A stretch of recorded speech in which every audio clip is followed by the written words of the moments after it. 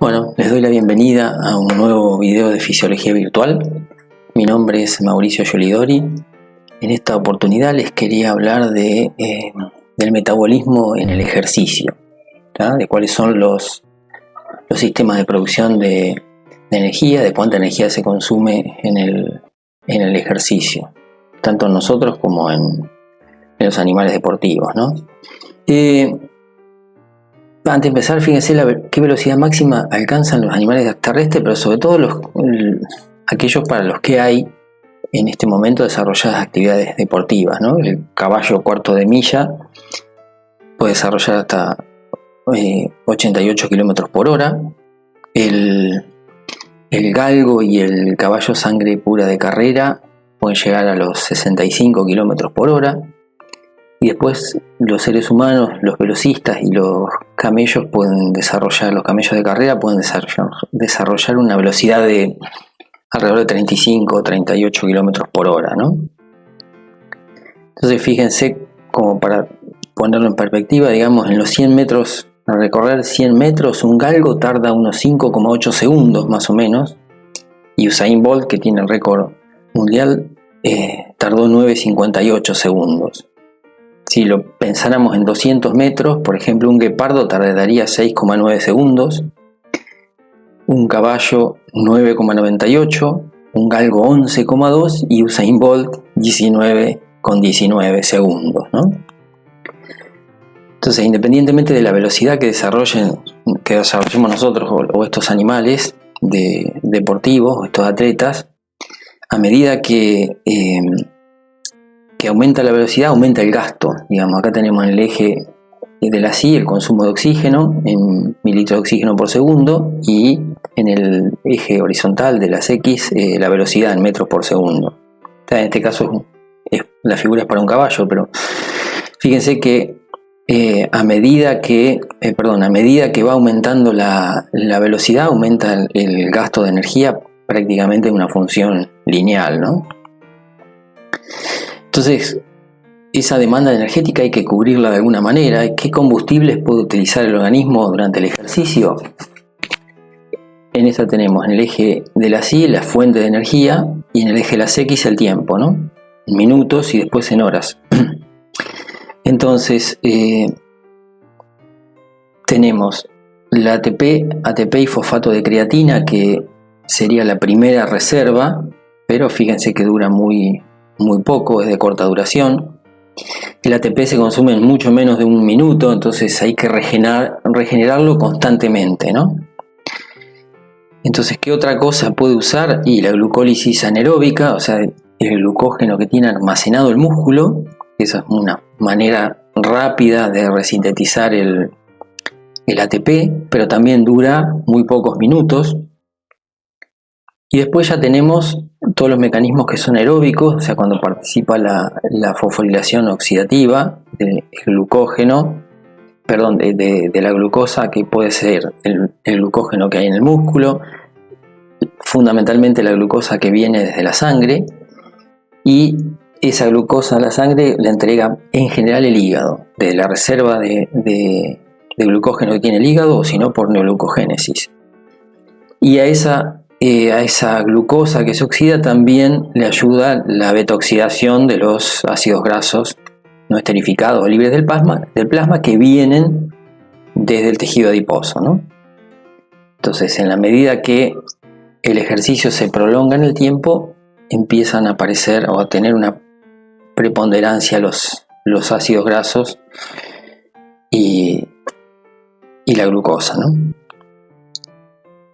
Entonces, ¿qué combustible puede utilizar el organismo durante el ejercicio? Y acá lo tienen puesto ya en un periodo más breve de tiempo, son segundos. Tienen el reciclaje de ATP en kilocalorías por kilo por minuto y el tiempo en segundos.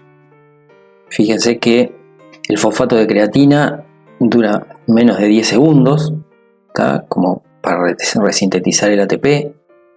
Después tenemos la participación de la glucólisis anaeróbica, que también tiene un periodo de duración relativamente corto, digamos 30-40 segundos, y después de esos 40 segundos hay una preponderancia ya de la oxidación mitocondrial de glucosa y de ácidos grasos, ¿no? O sea, siempre el cambio de un sustrato energético a otro para resintetizar el ATP es gradual, ¿no? Pero fíjense que menos de 10 segundos el fosfato de creatina, hasta unos 40 segundos la glucólisis anaeróbica a partir del glucógeno muscular, y de ahí en adelante ya empieza la oxidación mitocondrial de glucosa y de ácidos grasos, ¿no? Como para que tengan una idea, un velocista, un humano, como podría ser, digamos, Usain Bolt, a los 100 metros los recorre en menos de 10 segundos. Un caballo, un cuarto de milla, unos 200 metros los corre en menos de 12 segundos. Y el mismo caballo de cuarto de milla a los 400 metros los hace en menos de 20 segundos. Por eso estas son, digamos, las disciplinas que de alta velocidad, ¿no? Pero por mucha intensidad de trabajo, pero una duración muy breve en el tiempo. Entonces, ¿qué sucede con el consumo de nutrientes al aumentar la intensidad del ejercicio? ¿Ah? Fíjese, acá tiene el eje de la Y, kilojoules por minuto, y la intensidad del ejercicio expresada como porcentaje del consumo máximo de oxígeno. Se ve claramente que el consumo de energía aumenta con la intensidad del ejercicio. Fíjense que el consumo de glucosa o de carbohidratos es mayor a alta intensidad de ejercicio y es menor en proporción a baja intensidad de ejercicio, ¿no? Pónganse en este esquema acá con entre un 20 y un 30% del consumo de oxígeno máximo. La participación de la glucosa es muy poca y la mayor parte de la energía la aporta la oxidación de los ácidos grasos. Ahora, cuando la intensidad del ejercicio aumenta y supera el 70%, por ejemplo, del consumo máximo de oxígeno, se invierte esa relación y la mayor parte de la energía proviene de la glucosa, ¿ya? Entonces los ejercicios de alta intensidad consumen glucosa, los de baja intensidad y larga duración fundamentalmente ácidos grasos. Entonces, cuando aumenta la velocidad, aumenta el consumo de energía, pero también cambia la proporción de nutrientes consumidos, ¿no? Entonces, ejercicios de baja intensidad, hay consumo y oxidación de ácidos grasos y algo de glucosa, y ejercicios de alta intensidad tenemos fundamentalmente glucólisis anaeróbica, predominio de consumo de carbohidratos. En este ejemplo, por ejemplo, dice cómo varía la cantidad y la proporción de nutrientes consumidos en función de la intensidad del ejercicio. Este es un ejemplo de caballo, ¿no? Tiene el eje de las Y, kilocalorías por kilo por minuto, y en el eje de las X a un 30% del consumo máximo de oxígeno y a un 60%. La cantidad de glucosa consumida, relativamente similar. De glucógeno, fíjense, a baja intensidad de ejercicio, menor participación del glucógeno, a mayor intensidad del ejercicio, más proporción de glucógeno consumido. Y con las grasas o los lípidos, digamos los ácidos grasos, pasa lo contrario. A baja intensidad de ejercicio, mayor proporción de ácidos grasos oxidados. A alta intensidad de ejercicio, menor participación de los lípidos, de los ácidos grasos. Entonces, ¿cómo varía el aporte de energía? Esto de si es anaeróbica o aeróbica en los diferentes deportes equinos, por ejemplo, tienen en el eje Y la energía consumida en porcentaje, y después en el eje de las X, cuarto de milla, que es predominantemente anaeróbico, 60% anaeróbico, 40% aeróbico. Los sangre pura de carrera, de 1000, 1600, 3200 metros, que estos siempre hay predominio digamos, de obtención de energía por mecanismo aeróbico, 70-30, 80-20 en el de 1600 metros y 92-8% en el de 3200 metros, ¿no? Las carreras de trote, que tienen una proporción similar a estas de de las carreras de 1600 metros más o menos de los sangre pura. Y por último tenemos las carreras de resistencia, ¿no? En el extremo, digamos, tenemos los 80 kilómetros. Y esto es 2% anaeróbico, 98% aeróbico. Es una competencia equivalente, digamos, a la maratón de los humanos, ¿no? Entonces, ¿qué tipo de ejercicios son los más comunes en equino, o los dos extremos por lo menos? La resistencia, las pruebas de endurance, que recorren 80 kilómetros, por ejemplo, tardan 10-12 horas, predominantemente aeróbico. Después en el otro extremo tenemos los cuartos de milla, que van de 200, 400, 500 metros, este es bien anaeróbico, y tardan entre menos de 12 a menos de 20 segundos, dependiendo de la longitud o la distancia de la prueba, ¿no? Bueno, el predominio de fibras en los de resistencia hay alta cantidad de fibras de tipo 1, en los de velocidad predominan las de tipo 2, ¿no? Y la carrera de resistencia sería el equivalente a la maratón, en la que una persona corre en 42 kilómetros y puede tardar de 2-3 horas, digamos. Los de elite, el récord está en 2 horas y unos pocos minutos. Y en el caso de los velocistas, 100 metros, el récord es de Usain Bolt en menos de 10 segundos. Ahora, entre ese extremo hay algunas otras actividades, como las carreras, el polo, el salto, las pruebas como las de riendas, por ejemplo, el trote o la del tiro o arrastre. Entonces, dependiendo de la actividad, la participación del sistema aeróbico y anaeróbico va variando. En general, la mayoría son pruebas mixtas, ¿no? Digamos, ¿qué cantidad de sustratos energéticos podemos almacenar las personas? En este caso tenemos de glucógeno hepático 200 o 400 kilocalorías, glucógeno muscular entre 1000 y 3000 kilocalorías, como triglicérido en el tejido adiposo entre 50.000 y 100.000 kilocalorías, y en los triglicéridos dentro del músculo entre 2.000 y 3.000 kilocalorías. Esa es la capacidad que tiene una persona entonces de almacenar sustratos energéticos, ¿no? Ahora, si esto lo expresamos, por ejemplo, para un caballo que pesa unos 500 kilos, con 200 kilos de masa muscular, 25 de grasa y un hígado que pesa 6 kilos y medio, fíjense que tenemos disponibilidad en megacalorías y megajoule. De ATP son unos 9 megacalorías, de fosfocreatina unas 45, de glucógeno unas 18.000 y de ácidos grasos 152.000.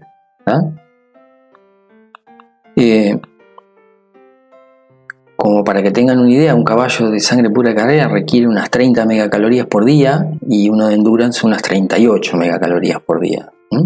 Esa es la demanda entonces de los requerimientos energéticos. Ahora, ¿cómo es la resíntesis de ATP durante el ejercicio? Como para que se hagan una idea, el músculo en ejercicio puede aumentar hasta 1000 veces la tasa de resíntesis o de reciclado del ATP, comparado con un músculo que está en reposo. Entonces vamos a ver cuánto hay disponible dentro de las células y de cuánto es la capacidad máxima de producción de ATP, ¿no? Entonces fíjense, la fosfocreatina tenemos 32 milimoles por kilo, de glucógeno muscular tenemos unos 240 milimoles por kilo, de glucógeno hepático, que es el que después va a ser liberado como glucosa y lo va a oxidar el músculo a dióxido de carbono y agua, tenemos unos 3000 milimoles, ácidos grasos entre 7 y 25. Bueno, esto es la producción entonces en milimoles por kilo de materia seca por segundo. Fíjense que la mayor capacidad o tasa de resíntesis la tiene el de la fosfocreatina, que es 9 milimoles por kilo de materia seca por segundo. El glucógeno con la glucólisis anaeróbica, el glucógeno muscular, la mitad, 4,5 milimoles por kilo por segundo. ¿tá? Esos son entonces los sustratos energéticos que usa para los ejercicios máximos, ¿tá? Que son de corta duración pero de altísima intensidad. Después tenemos el glucógeno hepático 2,8, ¿tá? Y los ácidos grasos 1. Estos son los que usa en un ejercicio de tipo aeróbico, que son ejercicios de una carga de trabajo menor, pero de más larga duración. Entonces, ¿cuáles son las vías metabólicas de obtención de energía en el ejercicio? Tenemos el glucógeno muscular, ¿tá? Que va a ser transformado en glucosa 1-fosfato, glucosa 6-fosfato, piruvato y ácido láctico. Esa es una de las opciones, ¿tá? Que era la glucólisis anaeróbica. Por otro lado tenemos la captación de glucosa con los transportadores de la sangre, también la transforma en glucosa 6-fosfato, en piruvato, ¿tá? En acetil-CoA, y la ingresa al ciclo de Krebs y a la cadena respiratoria para obtener ATP. Y la otra es la de los ácidos grasos no esterificados o libres, que son transportados por la albúmina, también con un transportador los ingresa a la célula, después los mete adentro como acetil-CoA adentro de la mitocondria, la transforma en acetil-CoA y la oxida de la misma manera en el ciclo en el ciclo de Krebs y en la cadena respiratoria. Entonces, esas son las dos maneras, digamos, más comunes, la de la glucólisis anaeróbica y la de la fosforilación oxidativa de los ácidos grasos y de la glucosa. Entonces fíjense acá, esto es más o menos lo mismo que lo anterior, pero en función del tipo de fibra, si son fibras rápidas o lentas. En el caso de las fibras rápidas, que son estas que están con verde, el glucógeno muscular se transforma en piruvato y en lactato, ¿tá? Glucólisis anaeróbica, ¿tá? El tema es que produce acidificación porque se libera el lactato, que es ácido, el ácido láctico, hacia el medio interno del organismo. Y por otro lado, después tenemos la captación de la glucosa sanguínea, ¿tá? Que la transforma de vuelta en piruvato, la ingresa a la mitocondria, la transforma en acetil-CoA, ciclo de Krebs y oxidación. Y si no, los ácidos grasos libres, ¿tá? Que también son transportados al interior de la célula por un transportador, entran a la mitocondria como acetil-CoA y los oxida en el ciclo de Krebs y en la cadena respiratoria. Esas son las dos maneras, digamos. Entonces, glucólisis anaeróbica por un lado y fosforilación oxidativa por otra. Entonces, ¿de dónde y cómo se obtiene la energía en el ejercicio anaeróbico? Y fundamentalmente a partir del glucógeno muscular. Entonces, como vimos recién, ese se transforma en lactato, ¿tá? Esa es la glucólisis anaeróbica. Esa es la fuente, digamos, el metabolismo más rápido, glucólisis anaeróbica. Y ahora, para mantener o soportar un ejercicio aeróbico, acá lo que se capta es la glucosa, que esta proviene o del glucógeno hepático o de la neoglucogénesis hepática, pero sí o sí la glucosa proviene del hígado y el músculo la capta de la sangre. Y la oxida dióxido de carbono y agua en las mitocondrias. Y el otro compuesto que oxida son los ácidos grasos que provienen del tejido adiposo, ¿no? Esta es la vía aeróbica o la fosforilación oxidativa, digamos. Entonces, ¿qué consumen y qué producen los músculos durante el ejercicio?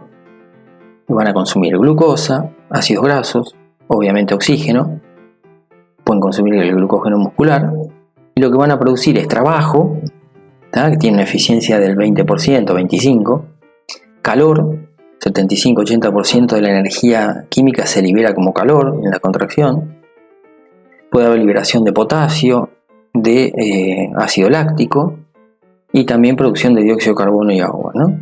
Entonces vamos a ver qué consumen y qué producen los músculos durante un ejercicio intenso, ¿tá? Un ejercicio de alta intensidad. Básicamente glucógeno muscular. Producen trabajo, calor, mucha cantidad de calor. En el trabajo ese de alta intensidad produce mucha cantidad de calor. Ácido láctico, Dice, acuérdense, ese ácido láctico se libera hacia el medio interno del organismo y las células en un intento por amortiguar el pH lo que hacen es intercambiar potasio por hidrogeniones, o sea, ceden potasio al medio interno y captan hidrogeniones. Entonces, lo otro que se libera, digamos, en ese ejercicio intenso es el potasio. Ahora, ¿qué consumen y qué producen durante un ejercicio liviano, aeróbico? Captan de la sangre glucosa, ácidos grasos y obviamente oxígeno. ¿Y qué es lo que van a producir? Trabajo, calor, ¿tá? Producen, digamos, menos cantidad, pero producen calor, y dióxido de carbono y agua, ¿tá? Entonces, digamos, como conclusión, ¿qué podríamos decir sobre los sistemas de producción de energía en el ejercicio? Tenemos un sistema anaeróbico aláctico, ¿tá? Que es el de la fosfocreatina, ¿tá? Que recicla el ATP, pero dura alrededor de 10 segundos. Entonces lo puede hacer para un ejercicio submáximo. Es una salida, el pique cuando mueve de cero